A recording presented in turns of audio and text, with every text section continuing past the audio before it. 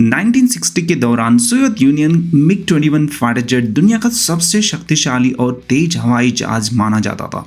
यह aircraft Egypt, Syria और Iraq जैसे अरब देशों के इसराइल के ऊपर एक बड़ा एडवांटेज देता था। इसराइल के पायलट्स ने इसे आसमान में देखते थे, लेकिन उन्हें इसकी असली राज नहीं मालूम थे।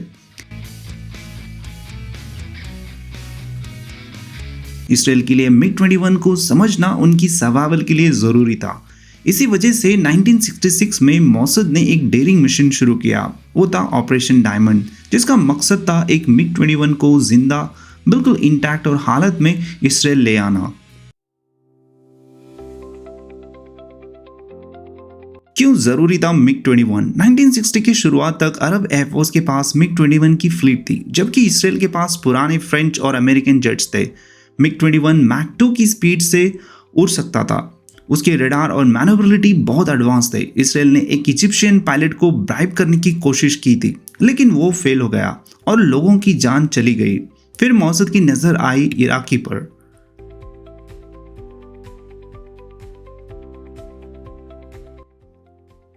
सही पायलट की तलाश। वहां उन्हें मिले मुनीर रतबा, एक इराकी एयरफोर्स कैप्टन। सिर्फ चंद पायलट्स की मिग 21 फ्लाई करने की इजाजत थी और रतबा उनमें से एक थे, लेकिन वो नाराज थे। एक एस्ट्रियन क्रिश्चियन होने की वजह से मिलिट्री में डिस्क्रिप्शन का सामना करना पड़ता था। प्रमोशन रोक दिए गए थे और उसका परिवार भी बागदाद से दूर था।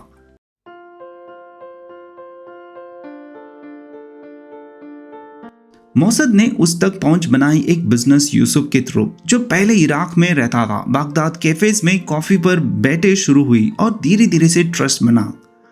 ऑफर बड़ा था, $1 मिलियन इसराइली सिटीजनशिप, फैमिली की सुरक्षा और एक नया फ्यूचर। 1966 में रफदा मान गए। उसने एक गुप्त लेटर भेजा जिसमें लिखा था, मैं इराक के एयरफोर्स का मिग 21 पायलट हूं और मैं तय कर लिया है कि मैं आपके देश आऊंगा।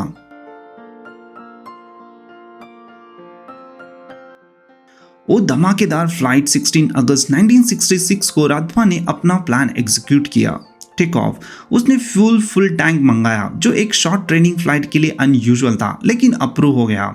Break away. प्लेन उड़ते ही उसने डायरेक्शन बदल दी। जॉर्डन के जेट्स ने इंटरसेप्ट किया, लेकिन रतबा ने मिग को सुपरसोनिक स्पीड पर धकेल दिया और बच निकला।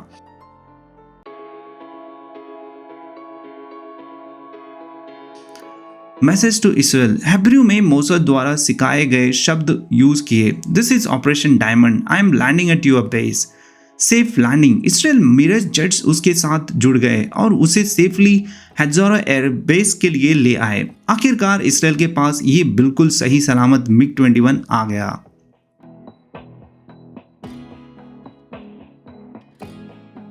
आगे क्या हुआ? मिग 21 की डिटेल स्टडी किए गए, उसे रिवर्स इंजीनियरिंग किए गए और टेस्ट फ्लाइट हुई। इसके डेटा यूएस के साथ भी एरिया 51 पर शेयर हुआ। सिर्फ कुछ महीने बाद 1967 के 6 डेज वॉर में इसराइल का पायलट्स ने इसी नॉलेज की इस्तेमाल करके अरब मिग 21 को हराया और खुद एक भी जेट नहीं खोया।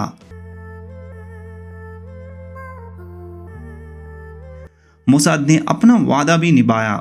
रतबा की वाइफ और बच्चों को इराकी से चुपकर निकालकर इसराइल ले आए। उन्होंने वहां एक नई जिंदगी शुरू की। रतबा 1998 तक इसराइल में रहे।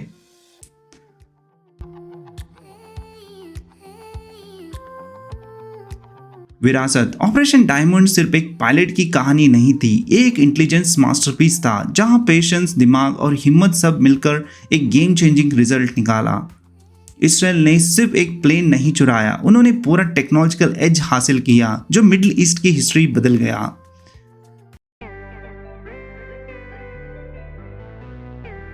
आप क्या सोचते हैं इसराइल की ऑपरेशन डायमंड जो मिग 21 चुराने का था? अपना राय कमेंट्स में बताइए। धन्यवाद।